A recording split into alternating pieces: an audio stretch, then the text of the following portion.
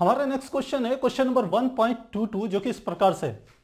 इसके अनुसार यदि प्रकाश का वेग 3.00 गुणा 10 की घात 8 मीटर पर सेकंड हो तो 2.00 नैनो सेकंड में प्रकाश कितनी दूरी तय करेगा। तो देखिए हमें दो चीजें इसने दी थी, एक तो प्रकाश का वेग दे दिया, यानी कि हमें दे दिया v इजिकल टू 3.00 गुणा 10 की घात 8 मीटर पर सेकेंड, और दूसरा हमें समय दे दिया यानी कि टाइम भी दे दिया हमें, वो दे दिया 2.00 नैनो सेकेंड। अब नैनो सेकेंड आप जानते हैं एक सेकेंड में 10 की घात 9 नैनो सेकेंड होते हैं। तो इसको यदि हम करें तो क्या आ जाएगा, t इजिकल टू 2.00 गुणा 10 की घात -9 सेकेंड, ये हमारा समय अंतराल हो गया नैनो सेकेंड का। तो हमें तो क्या ज्ञात करनी है, चली गई दूरी ज्ञात करनी है। तो क्योंकि चाल बराबर होता है v, चाल बराबर होता है दूरी बटे समय, तो क्या आ जाएगा d is equal to v multiply t। तो वैल्यू रख लेंगे, v की वैल्यू 3.00 गुणा 10 की घात 8 मल्टीप्लाई t का मान कितना हो गया 2.00 गुणा 10 की घात -9। तो मल्टीप्लाई करेंगे 3 दूनी 6.00 गुणा 10 की घात ये है 8, ये है -9, तो ये कितना आ गया 6.00 गुणा 10 की घात -1, और साथ में ये हमारी क्या है d यानी कि डिस्टेंस, जो कि क्या होगी मीटर में होगी। तो जो चली गई दूरी होगी वो इतने के बराबर होगी। तो इस प्रकार से करेंगे। अगला प्रश्न देखिए, प्रश्न संख्या है 1.23। अगला प्रश्न देखें, हमारा प्रश्न है 1.23। इसके अनुसार किसी अभिक्रिया a प्लस B2 से AB2 बन रहा है में निम्नलिखित अभिक्रिया मिश्रणों में सीमांत अभिकर्मक यदि कोई हो तो ज्ञात कीजिए। इसका अर्थ है इस रिएक्शन में हमें सीमांत अभिकर्मक ज्ञात करना है। तो समीकरण लिख लेते हैं, a प्लस B2 से AB2 बन रहा है, यानी कि क्या बन रहा है a प्लस B2 से क्या बन रहा है AB2 बन रहा है। तो इसमें यदि हमें सीमांत अभिकर्मक ज्ञात करना है तो पहले आपको पता है जो स्टोइकोमेट्रिक गुणांक होते हैं उसे हम लिख लेते हैं। स्टोइकोमेट्रिक गुणांक यहाँ क्या है, यहाँ भी 1 है, यहाँ भी 1 है, यहाँ पर भी क्या है 1 है। तो अब इसके आगे हम देखें, सबसे पहला हमारा है पार्ट फर्स्ट है, ए के 300 परमाणु, बी के 200 अणु। तो फर्स्ट में है ए के कितने हैं 300 परमाणु, 300 परमाणु, और बी के कितने हैं 200 अणु। तो एक ये जो ए है ये क्या है, कोई हमारा एक तत्व है जो कि परमाणु अवस्था में है। B2 क्या है, कोई एक अणु होगा। पर रिएक्शन में ये बताती है कि ए का एक परमाणु बी के एक अणु के साथ ही संयुक्त होता है, तब वह AB2 कोई एक नया तत्व बना रहा है, नया हम कह रहे हैं उत्पाद जो बन रहा है उसकी मात्रा भी एक अणु ही है। ये आपको यहां पर ध्यान देना है। इसका अर्थ है ये 300 परमाणु, ये 200 परमाणु हैं, तो इसके 300 परमाणु यदि B2 के साथ संयुक्त होंगे तो B2 के भी आपको 300 परमाणु ही चाहिए होंगे, लेकिन यहाँ B2 के कितने 200 परमाणु हैं। इसका अर्थ है कि यह हमारा जो उत्पाद है, सॉरी यह जो हमारा अभिकर्मक है, यह क्या है कम मात्रा में उपस्थित है, जबकि ये क्या है अधिक मात्रा में उपस्थित है। तो जो अधिक मात्रा में उपस्थित होता है उसे हम कहते हैं आधिक्य अभिकर्मक, अभिकर्मक, और जो कम मात्रा में उपस्थित होता है उसे हम कहते हैं सीमांत अभिकर्मक। तो इसमें क्या है, ये जो हमारा B2 है वो क्या है सीमांत अभिकर्मक है, ये ध्यान रखेंगे। सेकंड में चले हम, सेकंड हमारा आता है कि 2 मोल A के प्लस 3 मोल B के। तो A के कितने हैं 2 मोल और B के कितने हैं 3 मोल। तो फिर से यहां पर हमें ये बात ज्ञात करनी है। अब देखिए हमने पहले भी बताया, चाहे आप मोल लीजिए, चाहे आप परमाणु लीजिए, चाहे आप अणु लीजिए, कहने का अर्थ है कि A के 1 होंगे तो B के क्या होंगे 1 ही होगा। तो यदि मोल के रूप में देखेंगे, यदि A के 2 मोल हैं तो B के केवल A के 2 मोल B के 2 मोलों से साथ ही क्या करेंगे अभिक्रिया करके क्या बना देंगे AB2 बना देंगे, वो भी 2 ही मोल होंगे। जबकि यहां पर B के क्या है ज्यादा मोल हैं। तो इसका अर्थ यह है कि ये वाला अब की बार हमारा क्या है सीमांत अभिकर्मक, अभिकर्मक, क्योंकि ये पहले समाप्त हो जाएगा, ये ज्यादा बच जाएगा, इसके 2 मोल इसके 2 मोल के साथ संपर्क करेंगे तो इसका 1 मोल बच जाएगा। तो ये क्या है आधिक्य अभिकर्मक, आधिक्य अभिकर्मक, ये हो जाएगा। थर्ड में देखें, थर्ड में हमें क्या कह रहा है, ए के 100 परमाणु और बी के 100 परमाणु। तो ए के भी कितने हैं अब की बार 100 परमाणु, बी के भी कितने हैं 100 अणु।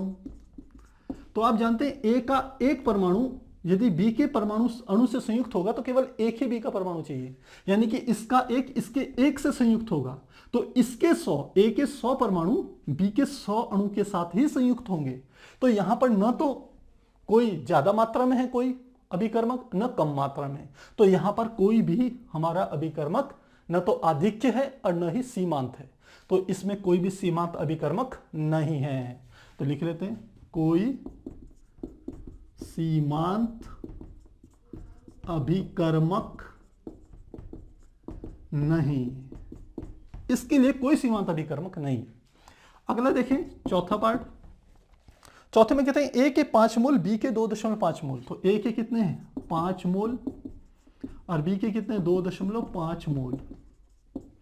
फिर से देखें ए का क्योंकि 1 मोल बी के एक ही मोल के साथ अभिक्रिया करता है, तो यदि ए के 5 मोल हैं तो बी के भी कितने मोल होने चाहिए 5 ही मोल होने चाहिए थे, लेकिन यहां बी के कितने केवल 2.5 मोल हैं।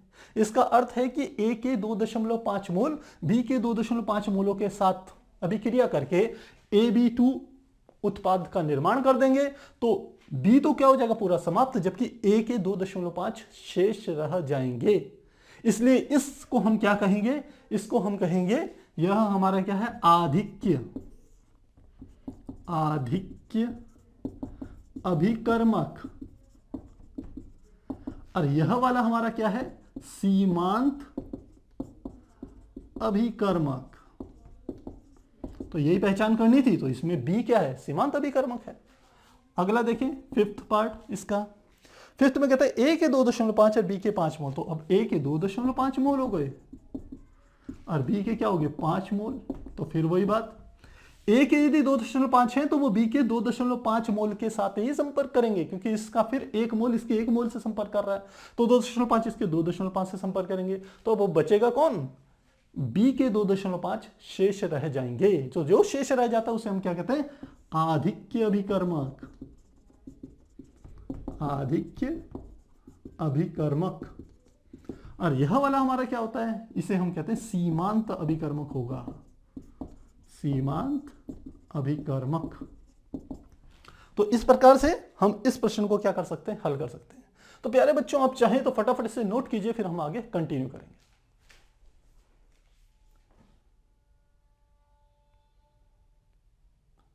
हमारा नेक्स्ट क्वेश्चन है क्वेश्चन नंबर 1.24, जो कि इस प्रकार से है। इसके अनुसार डाई नाइट्रोजन और डाई हाइड्रोजन निम्नलिखित रासायनिक समीकरण के अनुसार अमोनिया बनाती है। N2 + 3H2 से 2NH3 बन रहा है। यहाँ पर फर्स्ट पार्ट कहता है यदि 2.00 गुणा 10³ 3 ग्राम डाई नाइट्रोजन 1.00 गुणा 10³ 3 ग्राम डाई हाइड्रोजन के साथ अभिक्रिया करती है तो प्राप्त अमोनिया के द्रव्यमान का परिकलन कीजिए। तो सबसे पहले हम रिएक्शन लिखते हैं। हमारी रिएक्शन है N2 + 3H2 से हमारी बनती है 2NH3 बन रही है। तो अब हमें क्या क्या डाटा इन्होंने दे रखे हैं पहले से देख लेते हैं। ये कह रहे हैं यदि डाई नाइट्रोजन की मात्रा 2 × 10³ ग्राम, यानी कि डाई नाइट्रोजन की मात्रा हमें कितनी दे दी 2 × 10³ ग्राम इतनी दे दी। और डाई नाइट्रोजन की मात्रा इतनी है, डाई हाइड्रोजन की 1 × 10³ यह है 1 × 10³ ग्राम, ये हमें दे दी है। अभिक्रिया कितनी है तो प्राप्त अमोनिया के द्रव्यमान का परिकलन कीजिए। इसका मान हमारे को क्या करना है ज्ञात करना है। तो किस प्रकार से करेंगे इसे समझते हैं। देखिए इसके आगे स्टाइकोमेट्री यदि गुणांक लिखेंगे तो हम लिख सकते हैं यहाँ पर ये 1 हो गया, ये कितना हो गया 3 हो गया, और यहाँ पर कितने हो गए 2, यानी कि इसका 1 मोल इसके 3 मोलों के साथ संपर्क करके अमोनिया के 2 मोलों का निर्माण करता है। सीधी सीधी हमें बात ये समझ में आती है। पर हमें यहाँ पर मात्रा ज्ञात करनी है। मात्रा ज्ञात करने के लिए पहले हमें यह देखना पड़ेगा कि क्या इन दोनों में से कोई ऐसा तो नहीं है जो हमारा अभिकर्मक है, कोई ऐसा तो नहीं है इन दोनों में से जो कि हमारा सीमांत अभिकर्मक हो। तो उसे ज्ञात करने के लिए सबसे पहले इन्हें हम मोलों के रूप में परिवर्तित कर रहे हैं। तो मोलों के रूप में परिवर्तित करने का सूत्र आप जानते हैं, क्योंकि सूत्र होता है n = हमारा होता है m/m0 के बराबर होता है। तो इसका मान निकालें तो क्या आ जाएगा n बराबर हो जाएगा। इसके लिए m का मान हो गया 2 × 10³ और नीचे क्या आएगा m0 क्या होता है ये हमारा होता है मोलर द्रव्यमान। तो N2 एक अणु है, तो इसका मोलर द्रव्यमान क्या होगा? नाइट्रोजन का परमाणु द्रव्यमान होता है 14 और एक अणु में 2 परमाणु होते हैं, तो 14 दूनी 28, तो यहां पर कितना आ जाएगा? 28 आ जाएगा। ठीक इसी प्रकार से इसको देखें तो इसका यदि हम निकालें तो n का मान ये आ जाएगा वही m/m0, तो क्या गया m का मान तो हम ये लिख लेते हैं 1 × 10⁻³ और बटे नीचे क्या आ जाएगा m0। और हाइड्रोजन के कितने होते हैं आप जानते हैं? हाइड्रोजन के जो निकल के आते हैं वो हमारे होते हैं 2, तो कितना मान इसका आ जाएगा? इसके 2 से भाग दे देंगे, तो ये हमने इसका क्या कर दिया? मोलर द्रव्यमान से भाग दे दिया। तो इसको डिवाइड करेंगे तो ये हमारा लगभग निकल के आता है 71.4 मोल, और इसके भाग देंगे तो आप समझते हैं ये 1 × 10⁻³ इसका अर्थ कितना आ गया? 1000/2, यानी कि कितने आ गए इसके? 500 मोल। तो N2 में मोलों की संख्या 71.4 है और H2 में मोलों की संख्या 500 है। अब आप ये जानते हैं इसके 1 मोल इसके 3 मोलों के साथ क्या करते हैं? अभिक्रिया करते हैं। तो इसका अर्थ है कि इसके यदि इसके 71.4 मोल हैं तो इसके कितने मोल उपयोग में आएंगे? तो ये होगा 71.4 × 3 और 3 से गुणा कर दे तो कितना आ जाएगा? ये 3 चौको 12 और 3 एकम 3 और 1 4 और 3 सते 21, ये इतना बराबर आ जाएगा, यानी कि 214.2 मोल। तो इसके 71.4 मोल किसके? नाइट्रोजन के 71.4 मोल इसके हाइड्रोजन के 214 मोलों के साथ क्या करेंगे? अभिक्रिया करेंगे और तब क्या करेंगे? अमोनिया का निर्माण करेंगे। तो इसके टोटल कितने मोल थे? 500 थे, उसमें से केवल 214.2 का ही इस्तेमाल हुआ, औरों का इस्तेमाल नहीं हुआ। इसका मतलब है ये क्या रह गया होगा? अवशेष रह गया होगा। तो ये है आधिक्य अभिकर्मक और ये हमारा क्या है? सीमांत अभिकर्मक। पहली बात, पर हमें क्या ज्ञात करना है कि इतने 2 × 10⁻³ gram nitrogen sir 1 × 10⁻³ gram hydrogen से कितनी अमोनिया बनेगी? तो हम देख रहे हैं ये सीमांत अभिकर्मक है, सीमांत अभिकर्मक है, इसलिए जो भी अमोनिया बनेगी वो इसी के द्वारा बनेगी, क्योंकि इसकी तो एक्सेस मात्रा है ना। लेकिन जैसे ये खत्म हो जाएगा अमोनिया का बनना बंद हो जाएगा। तो हम लिखेंगे, देख रहे हैं 1 मोल नाइट्रोजन से 2 मोल अमोनिया बनती है, तो इसी बात को लिखेंगे क्योंकि 1 मोल N2 से NH3 बनती है बराबर 2 मोल अमोनिया बनती है। तो अब इसके कितने मोल हैं अमोनिया के?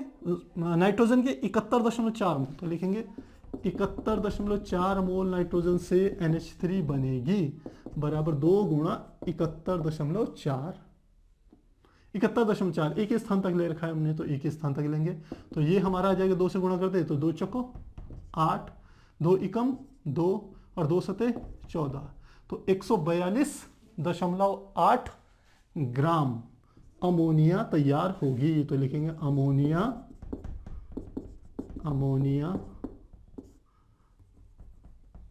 बनेगी बराबर 142.8 ग्राम, इतनी अमोनिया बन जाएगी।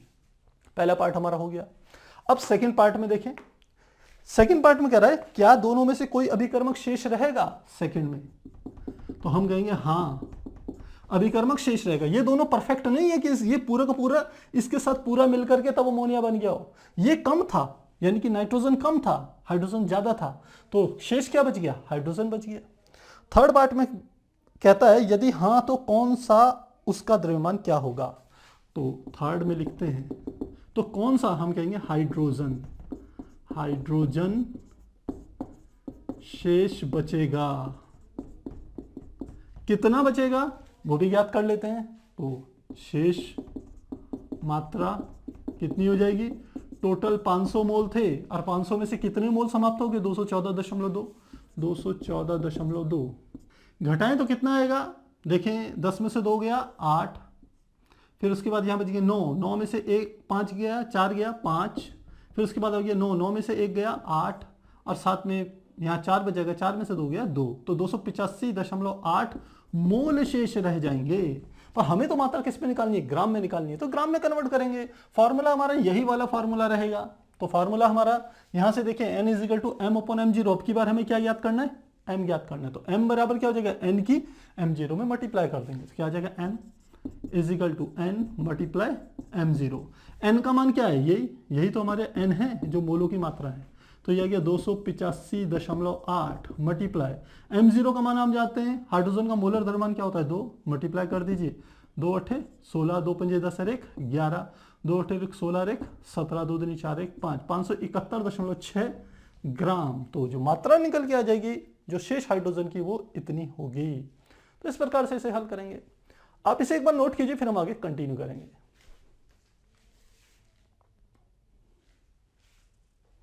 हमारा नेक्स्ट क्वेश्चन है क्वेश्चन नंबर 25, जो कि इस प्रकार से है।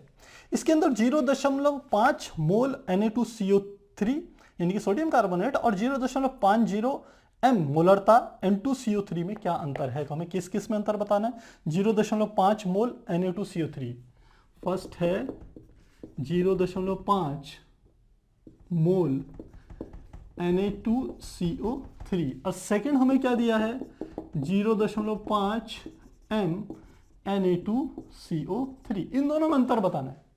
आप आसानी से जानते हैं m मतलब मोल, यदि बोलता है 0.5 मोल Na2CO3 इसका मतलब है Na2CO3 के अणुओं की संख्या को यहां प्रदर्शित किया जा रहा है। और कितनी होगी संख्या, इसका अर्थ है 0.5 और 1 मोल में कितने अणु होंगे, आप जानते हैं वो हमारा होता है 6.022 गुणा 10 की घात 23 अणु। तो इसकी मल्टीप्लाई करेंगे हमें पता चल जाएगा। इसका अर्थ है कि ये जो चीज है ये हमें Na2CO3 के अणुओं की संख्या को प्रदर्शित कर रहा है। सेकंड चले इसमें 0.5 m Na2CO3, m यानी कि मोलरता, और मोलरता क्या होती है कि किसी विलयन में विलय के मोलों की संख्या 1 लीटर विलयन में कितनी है वही हमारी क्या कहलाती है, उसकी मोलरता। परिभाषा आप जानते हो कि 1 लीटर विलयन में किसी विलय के मोलों की संख्या को ही उसकी क्या कहते हैं, मोलरता कहते हैं। तो इसका अर्थ है, इसका क्या मीनिंग है कि 0.5 मोल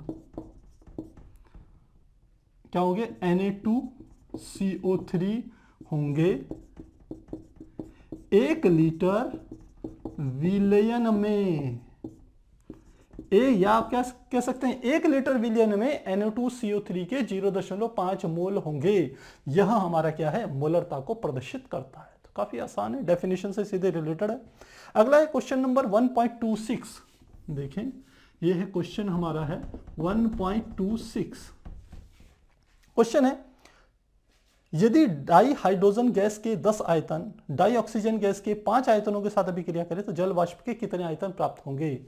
यानी कि डाई हाइड्रोजन यानी कि H2 प्लस O2 से क्या बना रही है, जल वाष्प यानी कि H2O। समीकरणों को बैलेंस करेंगे तो आप जानते हैं यहाँ ऑक्सीजन 2 है, यहाँ 2 कर देंगे इसे, हाइड्रोजन के 4 हो गए, यहाँ हो गए 4। तो इसका अर्थ क्या है, ये हम 2 मोल, ये क्या होगा कुछ नहीं आगे तो क्या होगा 1 मोल, इसको ऐसे लिख लेते हैं यहाँ पर 1, ये 2, ये 1, इसके 2 मोलों के साथ हम क्या कह सकते हैं उत्पाद उत्पन्न होते हैं। यानी कि हाइड्रोजन के 2 मोल ऑक्सीजन के 1 मोल के साथ संयुक्त होकर के जल वाष्प के 2 मोल बनाते हैं। इसका अर्थ ये है, तो इसके 2 मोल, इसका 1 मोल से कितनी बन रही है हाइड्रोजन, 2 मोल बन रही है। लेकिन अब इसने क्या दिया है हमें प्रश्न में, आयतन के रूप में दिया है। ये कहते हैं डाई हाइड्रोजन गैस के 10 आयतन, तो इसके कितने 10 आयतन, इसके कितने कह रहे हैं ऑक्सीजन के 5 आयतन, डाई ऑक्सीजन के 5 आयतन, तो इसके कितने 5 आयतन के साथ अभिक्रिया करके जल वाष्प के कितने आयतन बनाएंगे। आप देख रहे हो जितने इसके हाइड्रोजन के होते हैं इतने इसके होते हैं, तो इसके भी कितने बन जाएंगे, सीधे 10 आयतन ही बनेंगे। तो हमारा आंसर क्या हो जाएगा 10 आयतन, सीधा सीधा सा है। अगला प्रश्न देखें, प्रश्न संख्या 1.27। क्वेश्चन है 1.27। इसके इन्होंने दिए हैं 3 पार्ट दिए हैं। फर्स्ट है प्रश्न है निम्नलिखित को मूल मात्रकों में परिवर्तित कीजिए। देखिए मूल मात्रक कौन कौन से, जो हमारे एमकेएस पद्धति होती है वो मूल मात्रक होते हैं, यानी कि मीटर, किलोग्राम, सेकंड। जहां लंबाई का मात्रक मीटर, द्रव्यमान का मात्रक किलोग्राम, समय का मात्रक सेकंड हो, उस पदों में इसको क्या करना है, व्यक्त करना है। तो क्या क्या मान दे दिए। फर्स्ट में है 28.7 pm, 28.7 pm। सेकेंड हमें दिया है 15.15 pm, 15.15 pm। और थर्ड हमें दिया है 25365 25365 और ये दे दिया मिलीग्राम। तो कैसे करेंगे इसको समझिए। पीएम यानी कि होता है पिकोमीटर, लिखते हैं, चूंकि एक पिकोमीटर बराबर होता है 10⁻⁻12 मीटर के बराबर होता है। तो यदि आपको ये बात पता है तो आप आसानी से निकाल लेंगे। 28.7 पीएम, पिकोमीटर का अर्थ हो गया 28.7 गुणा 10⁻⁻12 मीटर। अब केवल इतने से ही काम नहीं चलेगा, इसको वैज्ञानिक संकेतन के रूप में हमने परिवर्तित भी करना है। तो दशमलव यहां पर है, आप जानते हैं ये किसके फॉर्म में आता है, ये आता है a गुणा 10⁻b, ये हमारा वैज्ञानिक संकेतन होता है, जहां a का मान 1 से लेकर के, इस a का मान 1 से लेकर के 9.9999 के बीच में होता है, और b का मान कुछ भी हो सकता है। तो इसको उस रूप में करें तो ये 28 है, तो 1 से 9.99 के बीच में लाने के लिए इसको इधर लाना पड़ेगा। तो क्या हो जाएगा, ये हमारा हो जाएगा 2.87। अब दशमलव को एक खाना इधर ले गए तो घात क्या हो जाएगी, +1 होनी चाहिए। तो -12 +1 यानी कि -11 हो जाएगी। तो क्या इतना हो जाएगा, गुणा 10⁻⁻11 और क्या हो जाएगा, मीटर। तो ऐसे करेंगे। सेकेंड है 15.15, बिल्कुल इसकी तरह करेंगे। तो कितना आ जाएगा, 15.15 गुणा 10⁻12 मीटर, क्योंकि पिकोमीटर है तो फिर मीटर में बदल लिया। फिर से दशमलव का एक स्थान इधर ले जाएंगे तो क्या आ जाएगा, 1.515 गुणा 10⁻11 मीटर, ये भी हो गया। तीसरा है 25,365 मिलीग्राम। तो आपको ये भी पता होना चाहिए, क्योंकि 1 मिलीग्राम बराबर होता है 10⁻³ ग्राम। और एक चीज और पता होनी चाहिए कि 10 जो 3 ग्राम होते हैं, या हम कह सकते हैं 1 ग्राम बराबर 10⁻³ किलोग्राम के बराबर होते हैं। तो सबसे पहले मिलीग्राम को ग्राम में बदलिए, फिर उस ग्राम को किलोग्राम में बदलिए, तो आंसर आ जाएगा, क्या आ जाएगा, यह आ जाएगा 25365। और साथ में मिलीग्राम को क्या लिख लेंगे, 10⁻³ ग्राम गुणा 10⁻³ ग्राम, पहला काम। फिर सेकेंड हमने क्या करना है, इस ग्राम को किलोग्राम में बदलेंगे। तो 1 ग्राम बराबर 10⁻³ ग्राम, तो ग्राम की जगह क्या लिख लेंगे, 25365 गुणा 10⁻³ गुणा 10⁻³ किलोग्राम, ऐसे लिख लेंगे। तो अब इसे सॉल्व करें तो ये आ गया 25365। तो मुझे दशमलव में यहां से ला रहा हूं, देखिए 1 2 3 4, क्योंकि इसमें दशमलव नहीं है तो सबसे पीछे वाले अंक के पीछे आप दशमलव लगा लेना, ध्यान रखिएगा। तो कितने दशमलव स्थान ला रहे हैं यहां से, 1 2 3 4, 4 स्थान यहां लाएंगे तो 2.53665, और 4 स्थान यहां लाए तो 10⁻4, तो ये हो गया। और आप देख रहे हैं 10⁻³ 10⁻³ तो 10⁻6, ये हो गया। तो क्या हो जाएगा, कुल मिलाकर के ये हमारा आ जाएगा 2.5365 गुणा 10⁻² किलोग्राम के बराबर होगा। तो इस प्रकार से हम क्या कर सकते हैं, इस प्रश्न को हल कर सकते हैं। तो मुझे लगता है काफी आसान है, यदि आपने चैप्टर अच्छे से तैयार किया है तो कोई परेशानी नहीं होगी। अब नोट कीजिए, फिर हम आगे कंटिन्यू करेंगे। हमारा नेक्स्ट क्वेश्चन है क्वेश्चन नंबर 28, जो कि इस प्रकार से है। इसके अनुसार निम्नलिखित में से किसमें परमाणुओं की संख्या सबसे अधिक होगी। तो क्या क्या हमें दे दिए हैं, फर्स्ट में हमें दे दिया है, एक दे दिया है 1 ग्राम AU, 1 ग्राम AU। सेकेंड हमें दिया है 1 ग्राम सोडियम, 1 ग्राम Na सोडियम। और थर्ड में हमें क्या दिया है, हमें थर्ड में दिया है 1 ग्राम लिथियम, 1 ग्राम लिथियम। और फोर्थ में हमें दे दिया है 1 ग्राम क्लोरीन, 1 ग्राम क्लोरीन। और हमें क्या निकालनी है, ध्यान रखिएगा, परमाणुओं की संख्या, परमाणु की संख्या क्या कर रहा है, न्यूनतम। निम्नलिखित में से किसमें परमाणु की संख्या सबसे अधिकतम, तो परमाणुओं की अधिकतम संख्या को हमें क्या करना है, ज्ञात करना है इनमें। तो देखिए किस प्रकार से करेंगे, एक को समझते हैं। सबसे पहले फर्स्ट पार्ट को, इसको समझिए।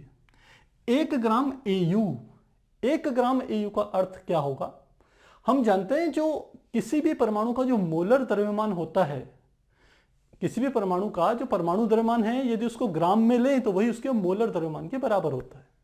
इसका अर्थ है क्योंकि एयू का परमाणु द्रव्यमान बराबर होता है 197। ध्यान रखिएगा ये कि ये नया तत्व आया है, 1 से 20 तक मैंने आपको लिखा रखे हैं, ये नया आया है तो इसका परमाणु द्रव्यमान होता है 197। तो इसको हम ऐसे लिख सकते हैं एयू के 197 ग्राम में मोलों की संख्या बराबर होगी 1 मोल, ऐसे लिखा जाता है। तो एयू के 1 ग्राम में मोलों की संख्या बराबर क्या होगी 1/197 मोल, इतने आ जाएंगे। लेकिन हमें मोल ज्ञात नहीं करने हैं, हमें क्या ज्ञात करने हैं, हमें तो परमाणुओं की अधिकतम संख्या ज्ञात करनी है। और आप जानते हैं 1 मोल में कितने परमाणु होते हैं, परमाणु कहिए, अणु कहिए, आयन कहिए, जो वो संख्या होती है वो हमारी होती है अवागाद्रो संख्या। और उसको हम ऐसे लिख सकते हैं, यानी कि इसको लिख सकते हैं Na/197। और यदि ये क्या है परमाणु की बात कर रहे हैं तो क्या लिख लेंगे परमाणु। और आपको पता होना चाहिए Na का जो मान होता है वो 6.022 गुणा 10⁻23 के बराबर होता है, ये एक संख्या है। तो इसका अर्थ है कि हमने ये देखा कि Au में परमाणुओं की संख्या कितनी है Na/197। तो क्या लिख लेंगे यहां Na नहीं, ये तो Au है ना, Au/197। Au का है परमाणु की संख्या Na/197। अब सोडियम की निकालेंगे तो सोडियम की भी ठीक इसी प्रकार से निकालेंगे। यहां आप देख रहे हैं बस Na में आपको भाग देना है किसका, परमाणु द्रव्यमान का या द्रव्यमान संख्या का। तो यहां पर करें तो इसका भी क्या निकल के आ जाएगा, इसका परमाणु द्रव्यमान कितना होता है सोडियम का 23 होता है, तो 23 से भाग दे देंगे और ऊपर क्या लिख लेंगे Na। इसी प्रकार लिथियम में चलें तो लिथियम का होता है 7, तो 7 से भाग दे देंगे और ऊपर क्या लिख लेंगे Na, यानी कि परमाणुओं की संख्या। अब इसके लिए थोड़ा सा अलग हिसाब किताब देखना पड़ेगा हमें। क्यों देखना पड़ेगा क्लोरीन के लिए अलग, क्योंकि क्लोरीन क्या यहां पर परमाणु नहीं दिया है, यहां क्लोरीन का अणु दिया है। तो क्लोरीन के अणु के लिए फिर यही प्रोसेस करेंगे, तो लिखेंगे चूंकि Cl2 का परमाणु नहीं अणु द्रव्यमान बराबर कितना होता है, क्लोरीन के एक परमाणु का द्रव्यमान होता है 35.5। तो क्योंकि एक अणु में 2 परमाणु हैं तो उसका डबल हो जाएगा, 35 दूनी 70 यानी कि 71 हो जाएगा। तो अब लिखेंगे Cl2 के 71 ग्राम में मोलों की संख्या कितनी होगी 1 मोल। तो हमें तो 1 ग्राम Cl2 लेनी है ना, तो लिखेंगे Cl2 के 1 ग्राम में मोलों की संख्या बराबर क्या हो जाएगा 1 कितने आ जाएगा 71 ग्राम, 1/71 आ जाएगा। इतने क्या आ जाएंगे मोल। पर हमने कहा हमें क्या निकालना है, परमाणुओं की संख्या निकालनी है। तो पहले हम देखते हैं अणु कितने होंगे, तो अणुओं की संख्या कितनी आ जाएगी, इसमें Na/71 क्या आ जाएंगे अणु, Na की गुणा करनी है, नीचे फिर क्या आ जाएगा अणु आ जाएंगे। लेकिन हमें चाहिए परमाणु। अब क्लोरीन के एक अणु में कितने परमाणु हैं 2, तो अणुओं की संख्या कितनी आ जाएगी, लिखेंगे इसलिए परमाणुओं की संख्या बराबर Na/71 गुणा 2, यानी कि ये आ जाएगा Na/35.5। इतने परमाणु आ जाएंगे। तो इसमें भी परमाणु लिख ले Na/35.5। तो अब काफी आसान है, आप देख रहे हो सबके अंश बराबर हैं Na। और इस Na का मान कितना है, हमने आपको बताया 6.022 गुणा 10⁻23। तो जिसका हर सबसे छोटा होगा उसमें परमाणुओं की संख्या सबसे अधिक होगी। अगर हमने अधिकतम ही ज्ञात करनी है तो आप देख रहे होंगे क्योंकि इसका हर सबसे छोटा है इसलिए परमाणुओं की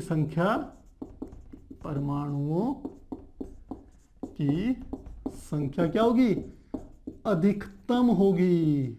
अधिकतम होगी। और सबसे न्यूनतम पूछता तो जिसका हर सबसे बड़ा है वहां परमाणुओं की संख्या यहां क्या हो जाती है न्यूनतम हो जाती है। तो अधिकतम पूछे तो ये और न्यूनतम पूछता तो ये वाला हो जाता। तो इस प्रकार से हम इसे हल करेंगे। हमारा नेक्स्ट क्वेश्चन है क्वेश्चन नंबर 29, जो कि इस प्रकार से है। इसके अनुसार एथेनॉल के ऐसे जलीय विलयन की मोलरता ज्ञात कीजिए जिसमें एथेनॉल का मोल अंश 0.040 है। यानी कि हमें मोलरता किसकी ज्ञात करनी है? एम, एथेनॉल की। एथेनॉल की मोलरता को ज्ञात करना है। जबकि एथेनॉल का मोल अंश दे दिया, तो मोल अंश को आप जानते हैं काई से रिप्रेजेंट करते हैं। ये क्या है? एथेनॉल का। और ये हमें कितना दे दिया है? 0.040। तो सीधा सीधा है, यहां हमें मोल अंश से मोलरता को कैलकुलेट करना है। साथ ही हमें एक चीज और दे दी इसने, जल का घनत्व तो और दे दिया, साथ में दे दिया जल का घनत्व बराबर 1 लीटर हमारे को दे दिया है प्रश्न में। जल का घनत्व 1 है, सीधे दे दिया, घनत्व 1 दे दिया, 1 है, ये हमें प्रश्न में दे रखा है। तो किस प्रकार से करेंगे? आपको दोनों की परिभाषा पता होनी चाहिए। देखिए, जो हमारी मोलरता होती है, मोलरता का सूत्र होता है M = N विलेय बटे 1 लीटर विलयन, यानी कि विलयन का आयतन किसमें? लीटर में। ये हमारी क्या होती है? मोलरता का सूत्र होता है। और आप जो हम कहते हैं मोल अंश या मोल प्रभाज्य या मोल फ्रिक्शन, जो ये है, इस काई का सूत्र होता है। यदि x एथेनॉल का ही लिखें बराबर, तो x हमारा आएगा क्या? यदि हम विलेय की बात करें तो देखिए यहां पर क्या चीजें मिलकर के क्या बना रही हैं। यहां एथेनॉल को जल में मिला करके विलयन तैयार हो रहा है। इसका अर्थ है एथेनॉल प्लस जल मिलकर के क्या बना रहे हैं? विलयन का निर्माण कर रहे हैं। तो हमें एथेनॉल का मोल अंश हमें दिया हुआ है, और मोल अंश का सूत्र होगा x एथेनॉल बराबर x किसके बराबर आ जाएगा? ये हमारा एथेनॉल के ही बराबर आएगा, बटे नीचे क्या आ जाए, सॉरी x यानी कि काई, साथ में क्या आ जाएगा? काई एथेनॉल प्लस, एक चीज गड़बड़ कर दी, ये हमारा आएगा n एथेनॉल बटे n एथेनॉल प्लस n क्या आ जाएगा? हमारा जल। तो मोल अंश बराबर होगा एथेनॉल के मोलों की संख्या बटे एथेनॉल के मोलों की संख्या प्लस जल के मोलों की संख्या।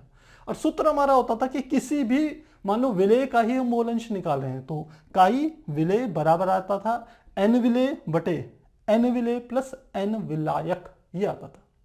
तो यदि हम मोलरिटी ज्ञात करना चाह रहे हैं और मोलरता का सूत्र हमारा ये है, हमें 1 लीटर विलयन में निकालना है, तो वो तो जल ही होगा। तो हमें यदि n विलेय, और विलेय क्या है हमारे पास? एथेनॉल है, ध्यान रखिएगा, एथेनॉल। तो यदि हमें एथेनॉल के मोलों की संख्या पता चल जाए, जो कि इस सूत्र में ये 2 जगह है, तो हम क्या कर सकते हैं? एथेनॉल के मोलों की संख्या आप यहां पर निकाल के इस सूत्र में रख दें, तो हमारे पास मोलरता आ जाएगी। ये इसकी थीम है। तो अब कैसे करेंगे? करने का तरीका ये है कि सीधे इसमें वैल्यूज रख लेते हैं। अब इसके लिए हमें क्या क्या ज्ञात करना पड़ेगा? सबसे पहले जल के मोलों की संख्या ज्ञात करनी है। एथेनॉल का आपको मोल अंश दिया हुआ है, तो जल के मोल कैसे ज्ञात करेंगे? हम कह रहे हैं एथेनॉल प्लस जल मिलाकर के क्या बन रहा है? विलयन बन रहा है। आप देख रहे हैं एथेनॉल का मोल अंश कितना है? बहुत कम है, 0.040 है, प्लस जल से क्या बन रहा है? विलयन। क्योंकि इस एथेनॉल का मोल अंश बहुत कम है, तो हम लिख सकते हैं कि जल का जो आयतन है, जल का आयतन बराबर होगा लगभग किसके? विलयन के आयतन के, विलयन का आयतन। और जल का आयतन हम कितना ले रहे हैं? 1 लीटर ले रहे हैं, तो विलयन का आयतन भी क्या होगा? लगभग 1 लीटर ही होगा। तो लिख लें, अतः जल का आयतन बराबर 1 लीटर। तो हमें जल का आयतन पता चल गया। अब हम यहां से चाहें तो हमें आपने देखा हो प्रश्न में जल का घनत्व दिया है, तो घनत्व दिया है, आयतन हमारे पास है, हम द्रव्यमान ज्ञात कर सकते हैं। 1 लीटर जल का द्रव्यमान क्या होगा, तो हम लिखेंगे जल का द्रव्यमान बराबर, क्योंकि आप जानते हैं घनत्व बराबर होता है द्रव्यमान बटे आयतन के, तो हम द्रव्यमान निकाल रहे हैं तो घनत्व की आयतन में गुणा कर देंगे, तो क्या हो जाएगा घनत्व गुणा आयतन। तो क्या आ जाएगा, ये हमारा घनत्व हमारा कितना हो गया, घनत्व हमें 1 दिया है और आयतन कितना हो गया 1 लीटर, तो यानी कि द्रव्यमान कितना हो गया 1 किलोग्राम। 1 किलोग्राम यानी कि कितना 1000 ग्राम। तो हमें जल का द्रव्यमान पता चल गया 1000 ग्राम है, जिसे हम m जल लिख लेते हैं। तो यदि हमें जल के मोलों की संख्या ज्ञात हो जाए तो हमने कहा था ये सूत्र हमें n एथेनॉल पता चल जाएगा। तो कैसे करेंगे, सबसे पहले जल के मोलों की संख्या निकालने के लिए हमारे पास सूत्र होता है n बराबर m बटे m0। तो m का मान कितना है 1000 ग्राम और m0 क्या है जल का मोलर द्रव्यमान। तो जल का मोलर द्रव्यमान कैसे निकालते हैं, आप जानते हैं जल क्या होता है H2O, तो इसका मोलर द्रव्यमान क्या होगा, हाइड्रोजन के 2 परमाणु हैं, एक परमाणु का द्रव्यमान होता है 1, तो 2 का क्या हो जाएगा 2 प्लस 18, यानी कि ऑक्सीजन का क्या है एक परमाणु, और एक परमाणु का द्रव्यमान कितना होता है 16, तो 16 और 2 कितना आ जाएगा 18, तो मोलर द्रव्यमान 18 से भाग दे देंगे तो ये आ जाएगा हमारा 55.55। हमें किसका मान पता चल गया, जल के मोलों की संख्या पता चल गई है। तो ये मान यदि इस समीकरण में रख दें तो हमारे पास n एथेनॉल हम ज्ञात कर सकते हैं। तो क्या लिखते हैं, ये काई एथेनॉल बराबर n एथेनॉल बटे n एथेनॉल प्लस n जल। वैल्यूज रख दें, काई एथेनॉल का मान हमें दिया है 0.040 बराबर n एथेनॉल तो हमें ज्ञात करना है बटे n एथेनॉल हमें ज्ञात करना है प्लस जल के मोलों की संख्या कितनी आ गई 55.55। क्रॉस मल्टीप्लीकेशन, इसके नीचे 1 रखिए, 1 की यहाँ और इसकी यहाँ, तो इसके यहाँ करेंगे तो क्या आ जाएगा 0.040 n एथेनॉल और इसकी इसमें भी गुणा कर देंगे तो प्लस 0.040 गुणा 55.55 इतना आ जाएगा, और बराबर किसके आ जाएगा n एथेनॉल के बराबर आ जाएगा। तो मल्टीप्लीकेशन कर लेते हैं, इसको बराबर के इधर की ओर ले जाते हैं और इसकी पहले मल्टीप्लाई कर देते हैं, तो 4 की इसमें गुणा करें तो क्या आ जाएगा 4 पंजे 20, तो एक जीरो और लगा लेते हैं ये वाली जीरो, तो 4 पंजे 20, 4 पंजे 20 और 2 22, फिर 4 पंजे 20 और 2 22, 4 पंजे 20 और 2 22, इतना आ गया। डेसिमल के बाद कितने अंक 1 2 3 4 5, 1 2 3 4 5 इतना आ गया, और ये बराबर किसके होगा, ये n एथ तो यहाँ पर पहले से था n ethanol minus 0.040 n ethanol, एक में से घटा देते हैं इसको, तो कितना आ जाएगा एक में से घटाएं तो ये आ जाएगा 0, 7 में हो जाएगा, 10 में से 4 गया 6 और 9 में से 0 गया 9, तो 0.960 n एथ बराबर आ गया 2.222 के, तो n एथेनॉल बराबर क्या हो जाएगा, ये पद इसके नीचे चले जाएगा, तो 2.222 बटे 0.96 डिवाइड करेंगे तो मान कितना आ जाएगा, कैलकुलेट करके देखिएगा 2.314 के बराबर आ जाएगा। तो एथेनॉल के मोलों की संख्या ज्ञात होगी। अब इसका क्या बेनिफिट होगा, इसका बेनिफिट यह है कि इस वाले फार्मूले में आप मान रख लीजिए n एथेनॉल का, तो आपके पास मोलरिटी आ जाएगी, क्योंकि विलेन का आयतन कितना लेना है 1 लीटर, तो लिखेंगे ये हमारे पास n एथेनॉल आ गया, तो मोलरिटी m बराबर n एथेनॉल बटे 1 लीटर विलियन, तो n एथेनॉल का मान कितना हो गया 2.314 बटे 1 लीटर, तो मोलरिटी कितनी आ गई 2.314, तो ये हमारी क्या निकल गई, मोलरिटी निकल गई। आप जानते हैं इसका मात्रक क्या होता है मोल पर लीटर, तो इस प्रकार से हम इसकी क्या निकाल सकते हैं मोलरता को ज्ञात कर सकते हैं। तो आप नोट कीजिए, फिर हम आगे कंटिन्यू करते हैं। ध्यान रखिएगा इसमें आपको ये वाला फार्मूला यूज करना पड़ेगा, ये फार्मूले मैक्सिमम जगह आपके आएंगे, और साथ में आपको मोलरिटी का सूत्र और साथ में आपको मोल अंश का सूत्र भी पता होना चाहिए। हमारा नेक्स्ट क्वेश्चन है क्वेश्चन नंबर 30 जो कि इस प्रकार से है, इसके अनुसार एक कार्बन परमाणु का ग्राम यानी कि का ग्राम में द्रव्यमान क्या होगा। तो इसका अर्थ है कि इसने लिया कार्बन का परमाणु 12 वाला कि एक परमाणु का ग्राम में द्रव्यमान हमें क्या करना है, ज्ञात करना है। तो ये इसने हमारे को प्रश्न दे रखा है, तो किस प्रकार से करेंगे ये देखिए। हम सीधे जानते हैं कि जो मोलर द्रव्यमान होता है उसका अर्थ होता है कि किसी भी परमाणु या अणु का जो परमाणु द्रव्यमान या आणविक द्रव्यमान होता है, यदि उसे ग्राम में व्यक्त करें तो वो उसके 1 मोल के बराबर होता है। तो इसी चीज को हम यहां लिखेंगे, हम लिखेंगे चूंकि कार्बन 12 ग्राम कार्बन में मोलों की संख्या बराबर क्या है, 1 मोल है। तो हमें क्या निकालना है, हमें तो एक परमाणु का निकालना है ना, एक परमाणु का द्रव्यमान कार्बन के। तो लिखेंगे चूंकि 1 मोल बराबर होता है 6.022 गुणा 10 की घात 23 परमाणु के बराबर होगा। इसका अर्थ है कि 6.022 गुणा 10 की घात 23 परमाणुओं का द्रव्यमान, और ये हमें दिया कितना 12 ग्राम। तो एक परमाणु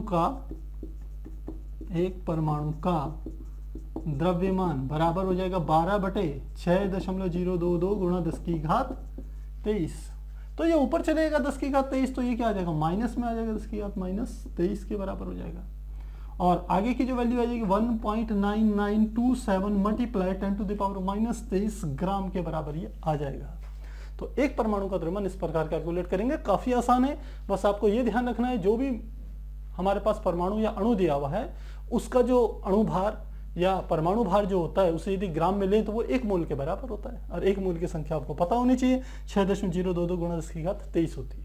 तो इतने अणुओं या परमाणुओं का द्रव्यमान मोलर द्रव्यमान के बराबर है ग्राम में, तो 1 का करने के लिए उसे भाग दे देंगे। अगला प्रश्न देखें,